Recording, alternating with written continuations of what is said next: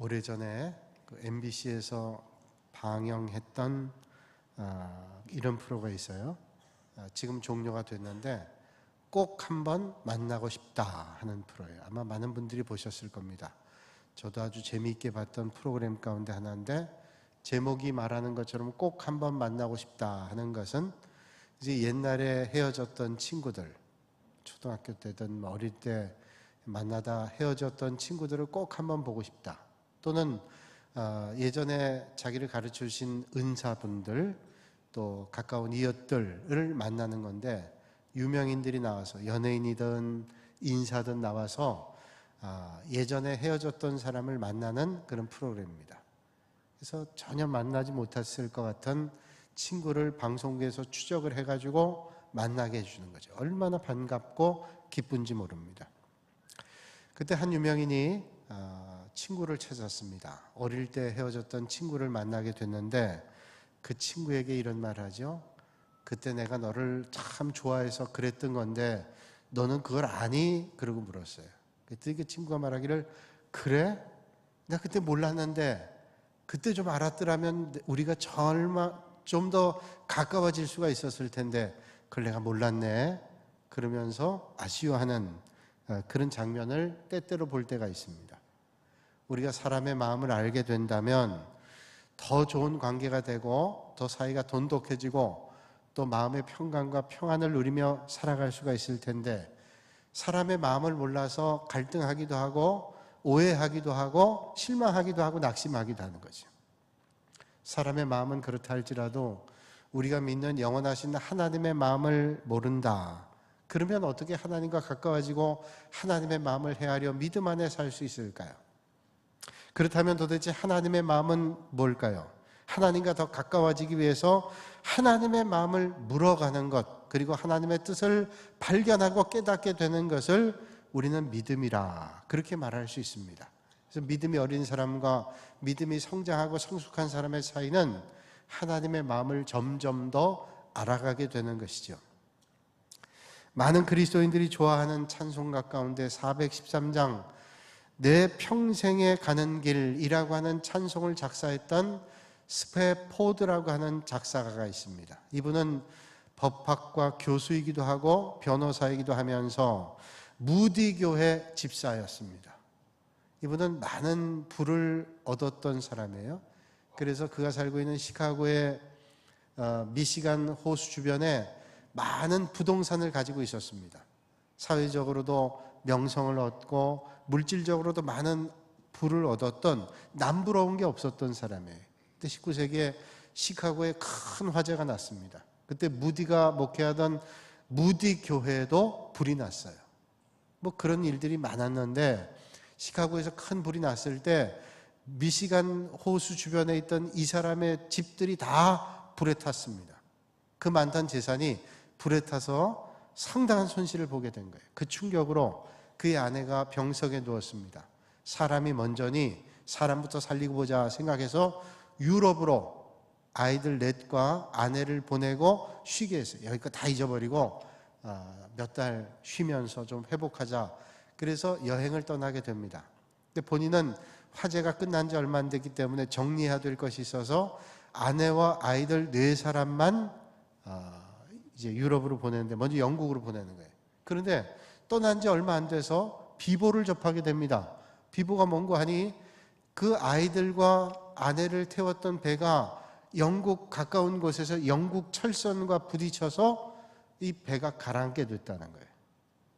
그러니 그 배 안에 있는 사람들이 얼마나 많이 죽었겠습니까? 그 소식을 접했지만 지금처럼 뭐 전화가 용이할 때가 아니기 때문에 뭐 난감했습니다. 답답했습니다. 그리고 얼마 뒤에 아내만 가까스로 영국에 들어가서 전보를 쳤습니다. 이렇게 전보를 받았어요. 내 자녀는 다 잃어버리고 나 혼자만 살았음, 그런 전보를 받았어요.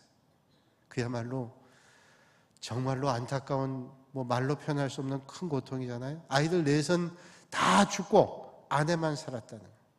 불행 중 다행일 수도 있겠지만 이제 이 사고를 수습하기 위해서 홀로 있는 아내를 위로하고 그 마음을 만져주기 위해서 배를 타고 떠납니다. 그 아이들이 물속에 가라앉았다고 하는 그 지역을 지나면서 얼마나 답답하고 안타깝고 절망감과 좌절을 느꼈겠어요.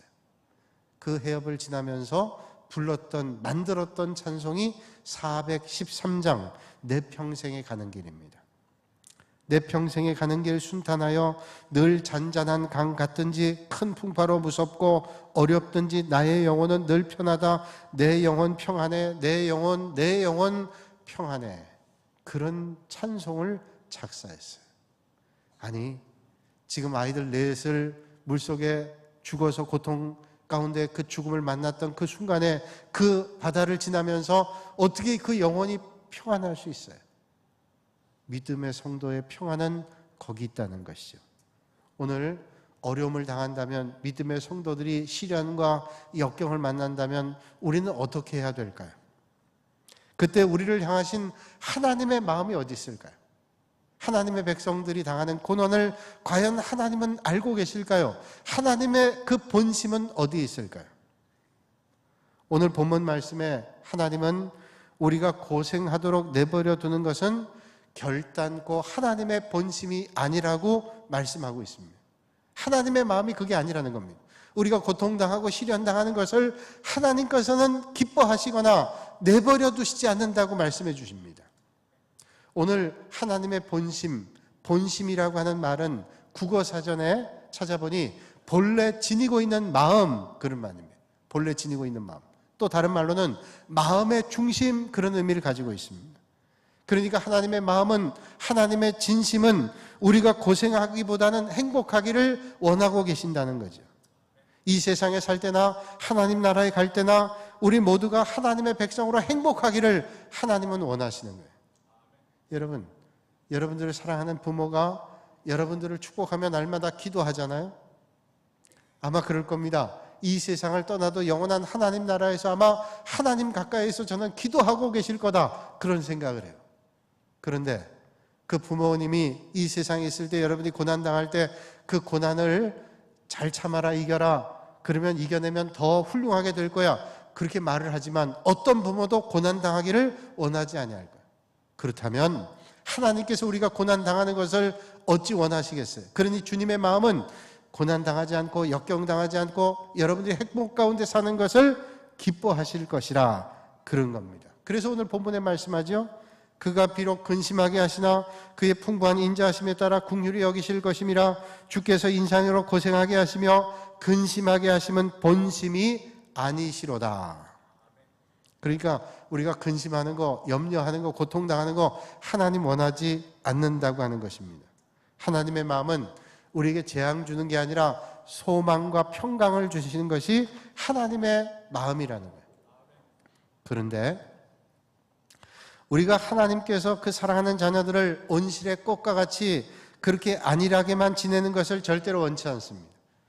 우리 믿음의 성도들이 고난당하는 거 하나님 원치 않지만, 그러나 우리 믿음의 성도들이 편안에 취해서 온실의 꽃과 같이 자라기만을 원하지 않습니다. 하나님 사랑하는 자일수록, 큰 사명을 맡긴 사람일수록 때로는 고난을 만나기도 하고 시련을 만나도록 해서 연단하시는 거예요.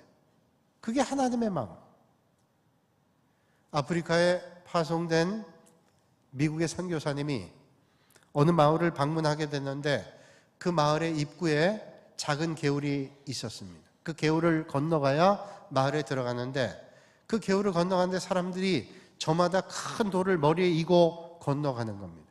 아니, 저 개울은 좁지만 아주 물살이 아주 급한데 급류를 건너는데 맨몸도 힘든데 큰 돌을 머리에 이고 가는 겁니다. 이상하다는 생각이 들었어요. 그리고 강을 건너보니까, 그 개울을 건너보니까 개울 건너편에는 큰 돌들이 여기저기에 널려져 있습니다. 그래서 그를 인도한 그 함께 갔던 동행자에게 까닭을 물었습니다. 이상하죠? 이 개울을 건너는데 사람들이 맨몸도 있는데 왜 사람들이 다 큰 돌을 머리에 이고 힘들게 건너가는 건가 하고 물었어요. 그랬더니 대답을 합니다. 이 개울은 좁지만 물살이 어찌나 센지 이 큰 돌을 이고 가지 않으면 중심을 잃어서 물살에 휩쓸리게 됩니다. 물살에 휩쓸리게 되면 얼마 가지 않아 낭떠러집니다. 물이 나이아가라 폭포같이 떨어지는 절벽에 떨어지게 됩니다. 잠깐의 물에 휩쓸리면 떨어져 죽는다는 거예요. 그래서 정신 똑바로 차리고 큰 돌을 머리에 이고 무게 중심을 잡고 건너야 건널 수 있다는 거예요. 여러분, 그 고통과 같은 큰 돌을 이고 가는 건 고통이라고 생각하지만 그 고통을 잘 이겨낼 때 더 안전하게 강을 건너는 것 같이 오늘도 하나님께서 우리에게 유익을 위해서 때로는 고통의 큰 돌을 안고 가게도 하신다는 사실이에요. 정채봉 시인이 쓴 시 가운데 생선이라는 시를 읽은 적이 있습니다. 생선이 소금에 절임을 당하고 얼음에 냉장을 당하는 고통이 없다면 썩는 길 밖에, 쓰레기통에 버려지는 길 밖에 라고 하는 시입니다. 생선이 이미 죽었으니 냉장고에 들어간들, 소금에 절여진들 그 고통은 알지를 못하겠지요. 그러나 정채봉 시인은 그 생선이 썩지 않기 위해서 소금에 절여지게 되고 냉장고에 얼음에 놓여지게 된다라고 얘기를 하는 거예요. 안 그러면 썩는 겁니다. 생선은 썩습니다. 소금을 넣지 않거나 아니면 냉장시키지 않으면 썩게 되는 거예요. 그 고통이, 냉장을 하고 소금에 절이는 그 고통이 그로 하여금 더 가치 있는 그런 생선을 만든다고 하는 거예요. 그러므로 오늘 이 아침에 우리가 만나는 시련과 고난에는 분명한 원칙이 있다는 사실을 발견하고 돌아가실 수 있는 여러분들이 되시기를 바랍니다. 성경은 말씀하죠. 첫 번째 원칙을 이렇게 말씀합니다. 하나님이 우리에게 시련과 역경 주실 때 감당하지 못할 시련과 역경은 절대로 주시지 않는다는 거예요. 그러니까 오늘 우리가 만나는 시련과 역경은 우리가 감당할 수 있다는 거예요. 우리가 만나는 시련은 어떤 때는 너무 힘들고 버겁게 느껴질 때 있어요. 그러나 그 버겁다고 하는 시련과 역경을 우리가 감당하지 못하는 게 아니라 하나님께서 감당할 만한 시련을 우리에게 주신다는 거죠. 고린도전서 10장 13절에 말씀하기를 사람이 감당할 시험 밖에는 너에게 당한 것이 없나니 오직 하나님은 미쁘사 너희가 감당하지 못할 시험 당함을 허락지 아니하시고 시험 당할 즈음에 또한 피할 길을 내사 너희로 능히 감당하게 하시느니라 말씀하고 있습니다. 어떤 부모가 5살밖에 안 된 아들에게 야, 내가 네 아버지니까 쌀 한 가마니 지고 나를 따라와라, 그렇게 말하는 부모가 세상에 어디 있겠습니까? 아이에게 짐을 지운다 그러면 그 아이에게 마땅한 짐을 지울 거예요. 부모라면 적어도.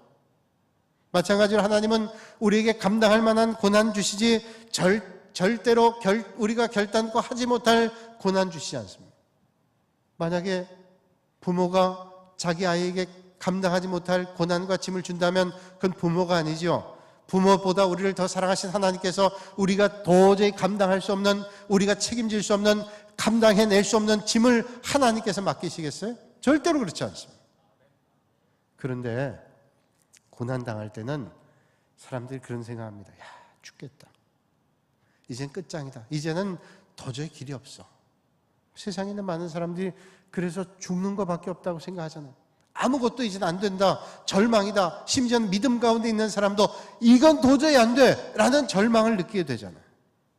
그런데 여러분, 오늘 이 말씀만 꼭 기억하세요. 고린도전서 10장 13절 말씀처럼 하나님이 오늘 나에게 주신 시련과 역경 감당할 만한 건 주신다. 이걸 잘 감당하면 그 다음에 어떤 시련이 와도 이겨낼 수 있는 하나님의 은혜가 있다, 믿으시는 여러분들 되시기를 바랍니다. 이사야 41장 10절에 말씀하기를 두려워 말라, 내가 너와 함께 함이니라. 놀라지 말라, 나는 내 하나님 됨이니라.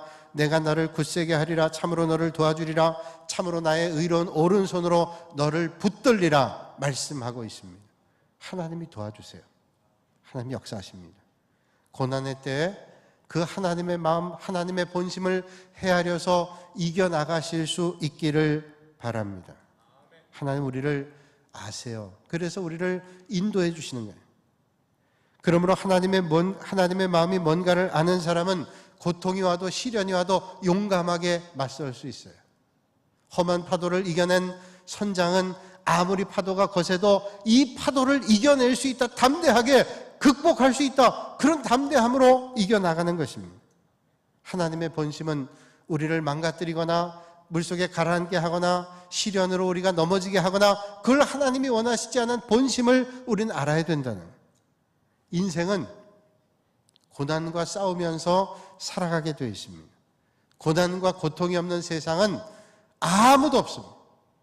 세상에 모든 걸 누리고 평안한 것 같은 사람도 고통이 있어요. 자기만 아는 고통과 괴로움이 있습니다. 아무도 고통을 모르는 것 같아도 고통이 있어요. 사막의 길을 가는 사람이 편안히 가는 것 같지만 그 발 안에 작은 돌멩이가 들어가서 얼마나 괴롭히는지를 몰라요. 고통이 다 있습니다. 근데 그 고통받기를 하나님은 원하시지 않는다는 게, 그 고통을 통해서 하나님이 주시는 유익과 은혜가 틀림없이 있다는 거예요. 고난이 없으면 그저 모든 게 넉넉하고 자비롭고 평강스럽고 모든 것이 잘 될 것 같죠? 그렇지 않다는 거예요. 하나님은 그렇게 내버려 두지 않습니다. 이사야 45장 7절 보니까 나는 빛도 짓고 어둠도 창조하며 나는 평안도 짓고 환난도 창조하나니 나는 여호와라 이 모든 일을 행하는 자니라 말씀합니다. 빛도 어둠도 평안도 환난도 창조하신대요. 아니, 하나님은 우리를 사랑하시니까 평안만 주시고 빛만 주시지 왜 어둠도 그리고 고난도 주시는가 생각하지만 그게 축복이시죠. 여러분, 좋은 날씨만 줘서 모든 날이 평안하고 아무런 어려움이 없기를 원하지만 날마다 햇빛이고 좋은 날 돼보세요. 그 땅은 사막이 됩니다. 비도 와야 되고 때로는 바람이 불어야 되고 태풍도 와야 되고 홍수도 와야 되는 거예요. 홍수나 태풍 때문에 많은 재산을 잃기도 하고 생명을 잃기도 하고 어려움 당하기도 하지만 때때로 홍수가 있어야 된답니다. 그래야 강물을 뒤섞어서 물고기들이 살기 좋고 태풍도 때로는 불어야 된답니다. 그래야 바다를 뒤엎어서 영양분을 공급하게 하고 많은 물고기들이 살아갈 수 있도록 신선하게 공급해 준다는 거예요. 특별히 서해 뻘에는 많은 영양들이 있는데 태풍이 와서 한번 뒤집어 줘야 그 뻘 안에 있는 것들이 나와가지고 영향을 준다는 얘기를 들었어요. 또한 우리가 고통과 시련 당할 때는 이거 괜히 당하는 것 같지만 반드시 시련 가운데는 하나님의 뜻과 의미와 섭리가 있다고 하는 겁니다. 어떤 고난은 이 세상에서 그 고난의 의미를 깨닫지 못할 때도 있습니다. 우리가 이 땅에 살면서 그 고난의 의미를 발견할 때도 있지만 영원한 세상을 나아가는 우리가 이 세상에 살면서 고난의 의미를 다 깨닫지 못할 때가 있어요. 그러나 우리가 하나님 나라에 가서는 분명히 그 뜻과 계획을 발견하게 될 거예요. 아, 이래서 하나님께서 그때 시련 줬구나. 그것 때문에 내가 겸손하게 하고 하나님만 의지하게 하고 하나님 바라보게 했구나. 아마 하나님 나라에서 발견하게 됐을지 몰라요. 비행기가 활주로를 이륙할 때 뒷바람이 불어줘야 비행기가 잘 날 것 같죠. 비행기가 날아가는 방향으로 바람을 훅 불어줘야 비행기가 잘 날아갈 것 같습니다. 그런데 비행기가 잘 뜨기 위해서는 맞바람이 불어야 된대요. 비행기 엔진을 풀 가동하고 뜨잖아요. 그때 뒤에서 불어주는 게 아니라 앞에서 맞바람이 불어야 부력이 생겨서 비행기가 뜬답니다. 여러분, 내리막길을 막 가고 있는데 뒤에서 잘 뛰라고 밀면 어떻게 되겠어요? 자빠집니다. 그때는 붙잡아줘야 돼요. 그러니까 비행기가 뜨기 위해서는 맞바람이 불어야 뜬다는 거예요. 한 생물학자가 개미를 관찰했습니다. 근데 개미가 이상하게 가는데 자기 몸보다 수십 배 되는 지푸라기를 힘들게 끌고 가더래요. 그 이상하다. 그리고 관찰하는데 이 개미가 한참 가더니 그 땅바닥에 갈라진 곳이 있는데 거기에 자기가 이고 가던 지푸라기를 턱 놓더래요. 그러더니 그 위를 타고 건너가더랍니다. 그때 발견했어요. 아, 이거구나.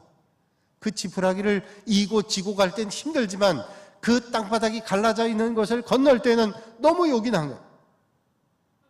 여러분, 인생의 때로는 무거운 짐처럼 고난을 느낄 때가 있습니다. 그러나 이 고난의 짐이 은총의 건너편을 건너는 은혜의 다리가 될 수 있는 거예요.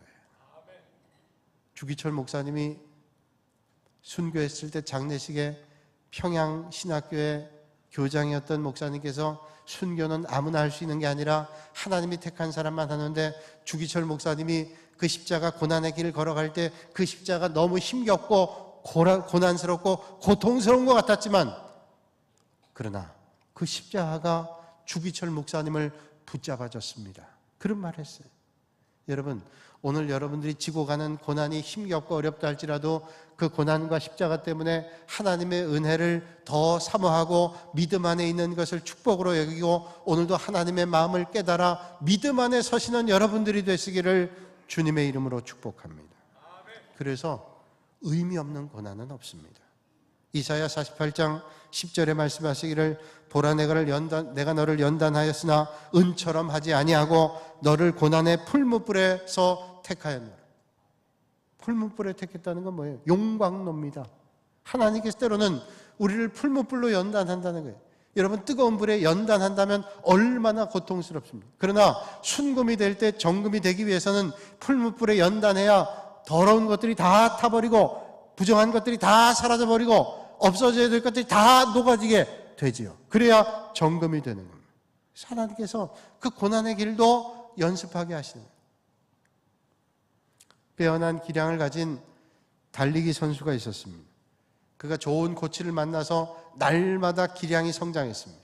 시합에 나갈 때마다 좋은 성적을 냈습니다. 아주 빠르게 성장했습니다. 그런데 그러던 어느 날 큰 경기에 출전했습니다. 사람들의 기대대로 가장 먼저 뜁니다.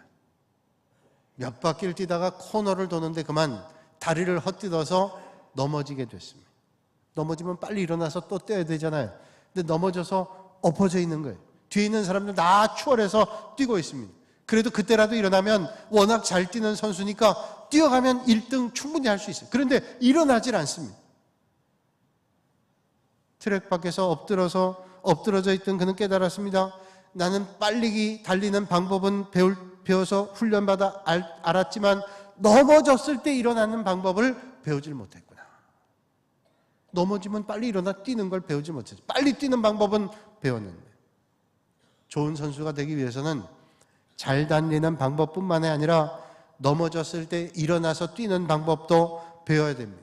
우리가 하나님 맡겨주신 귀한 일을 감당할 때 좋은 사명자는 잘 달리고 하나님 앞에 충성하는 믿음의 길 가기도 하지만 때로는 넘어지고 쓰러졌을 때 일어나서 다시 가는 방법을 배워야 됩니다.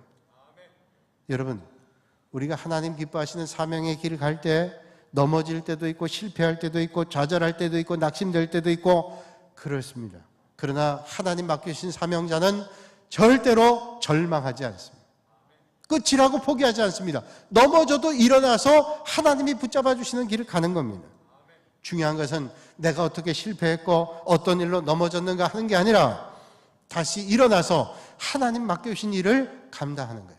오늘 이 아침에 그 하나님을 의지하고 일어서 하나님의 역사 앞에 쓰임 받으시는 여러분들이 되시기를 주님의 이름으로 축복합니다. 저는 성경을 여러 번 보면서 믿음이 위대한 사람들이 넘어지지 않은 사람, 한 번도 넘어지지 않은 사람은 못 봤어요. 넘어졌지만 일어나서 하나님의 은혜를 붙잡고 믿음의 길을 갈 때 하나님께서 더 축복하시고 하나님 역사하시는 거예요. 여러분, 오늘도 이 아침에 넘어져 쓰러져 있는 분 계시고 고통 가운데, 질병 가운데, 아픔 가운데 있는 분도 계십니다. 그러나 하나님 주시는 손을 붙잡고 일어나 하나님의 역사를 만나시길 바랍니다. 우리가 꼭 기억해야 될 것은 예수님 믿고 구원받은 하나님의 백성들은 어떤 고난 가운데도 하나님의 사랑이 거기에 담겨 있다. 이게 하나님의 본심이다. 이게 하나님의 마음이다. 이거 놓치면 안 된다는. 여러분, 그런데 고난 당할 때 그걸 깨닫질 못해요. 믿음의 사람은 그 고난 때 하나님의 역사와 말씀을 깨달아야 일어날 수 있습니다. 요셉이 형들의 시기를 받아서 죽을 뻔하다가 구덩이에서 나와가지고 애굽의 종으로 팔려갔습니다. 그것도 억울한데 거기서 또 누명을 써서 감옥에 갔습니다. 그런 절망이 어디 있겠어요? 거기서 또 술 맡은 관원, 떡 굽는 관원 만나서 나중에 꿈풀이 해줬더니 내가 잘 되면 도와주겠다는 말 들어서, 그러나 소식이 없습니다. 2년 동안. 이런 사람은 어떻게 하나님 사랑을 받은 사람이고 하나님 택한 사람이라고 그때는 이해할 수 있었을까요? 틀림없이 세상의 눈으로 볼 땐 저주받은 사람이요, 버림받은 사람이요, 복도 지지리도 없는 인생이다, 그렇게 말할 거예요.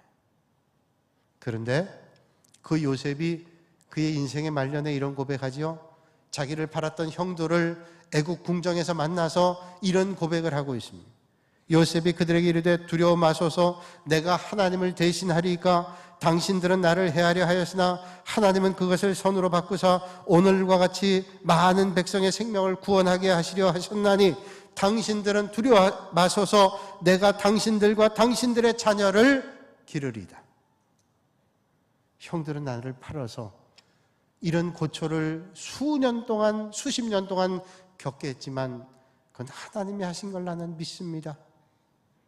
그러니 그 하나님을, 은혜를 나는 절대로 잊지 않겠습니다. 이런 말 아니에요? 어려움 당할 때 아마 요셉은 처음엔 다 이해하지 못했을 겁니다. 설명할 수 없는 고난이었을 겁니다. 그러나 지나놓고 보니까 그 모든 과정이 하나님의 역사였구나 하는 사실을 발견하게 됐습니다. 여러분, 오늘도 믿음 안에 선 성도들을 하나님께서 그렇게 이끄세요. 하나님께서 크고 위대하게 하나님의 역사 앞에 쓰임받기 위해서 연단하는 겁니다. 훈련이 없이, 연단이 없이 어떻게 하나님의 위대한 인물이 될 수 있겠어요? 오늘 시련의 연단의 과정을 겪고 있는 여러분들, 하나님의 마음을 읽으셔서 하나님 앞에 더 귀하고 아름답게 쓰임받으실 수 있기를 주님의 이름으로 축복합니다.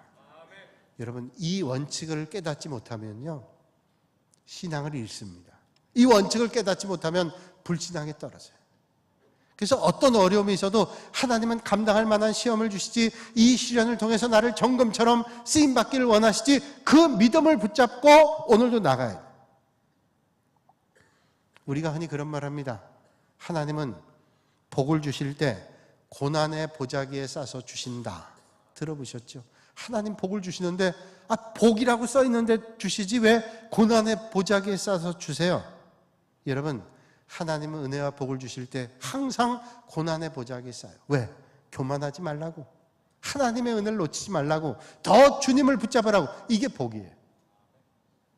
예전에 어떤 책을 보니까 어머니가 자식을 늦게 낳았어요. 그 얼마나 귀한 자식인지 하나님 앞에 기도했습니다.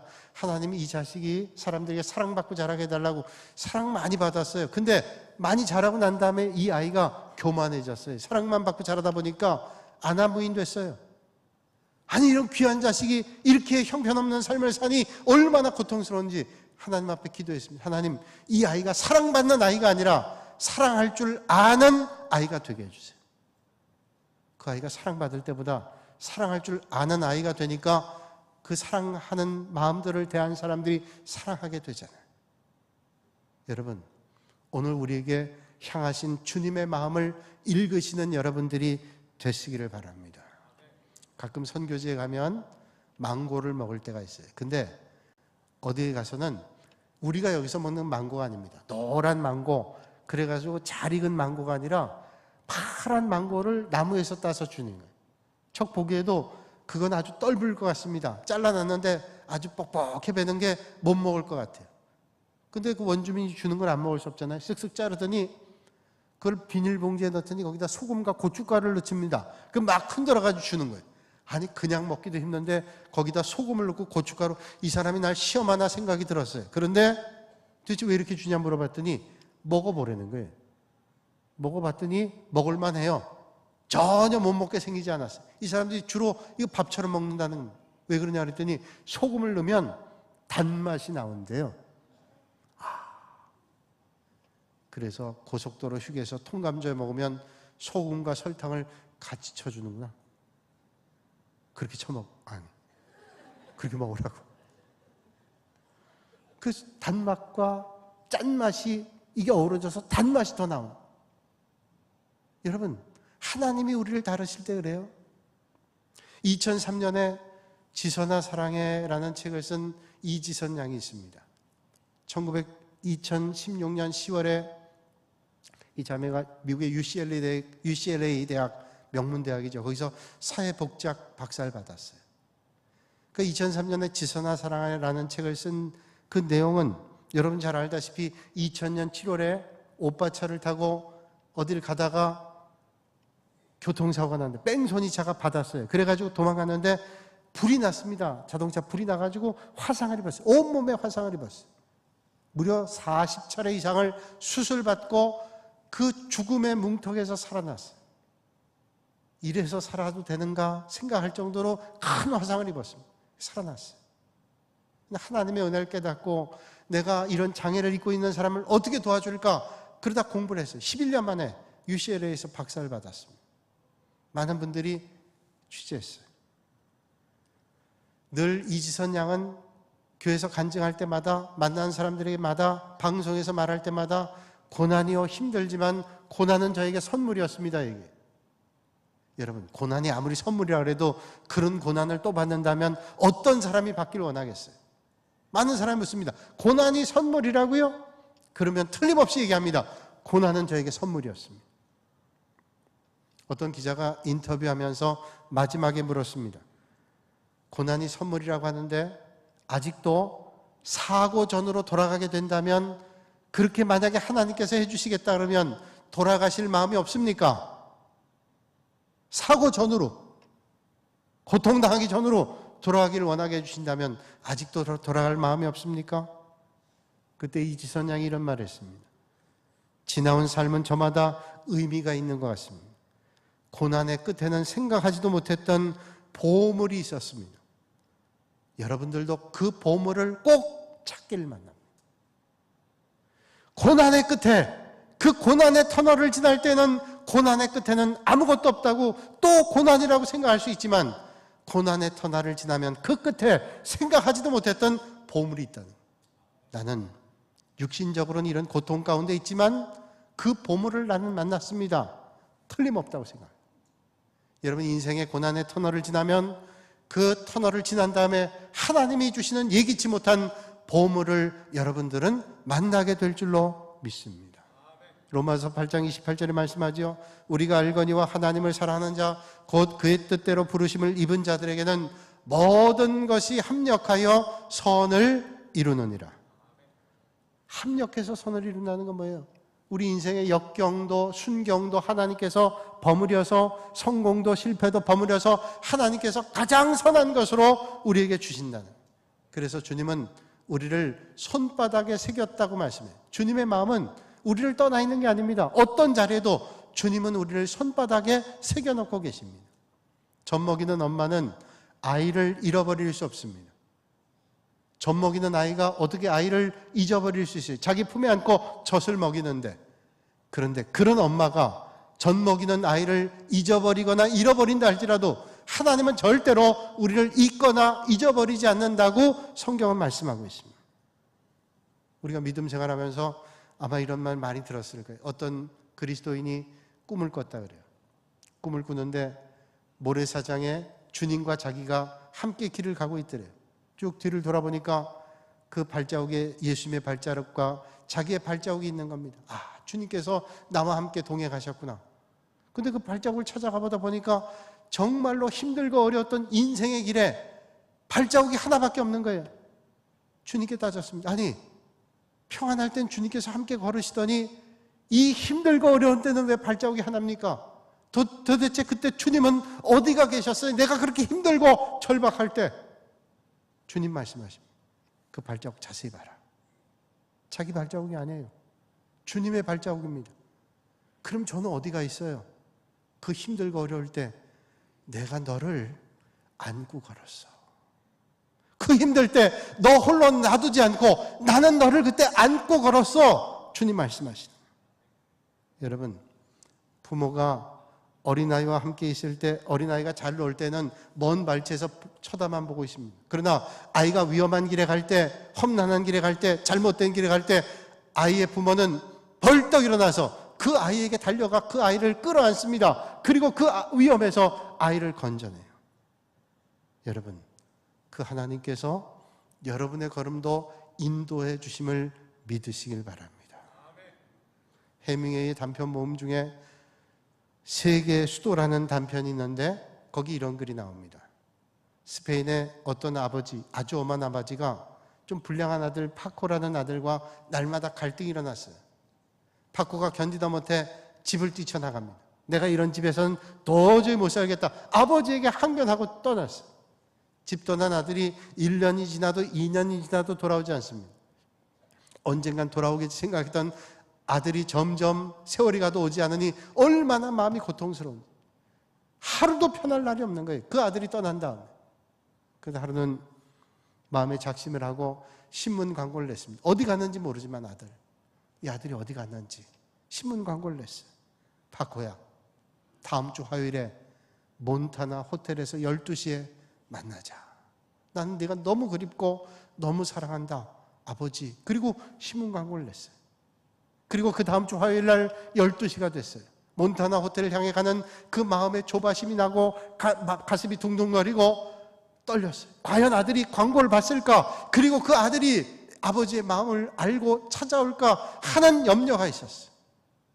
근데 그 호텔을 다가섰는데 얼마나 많은 사람들이 바글거리는지 몰라요.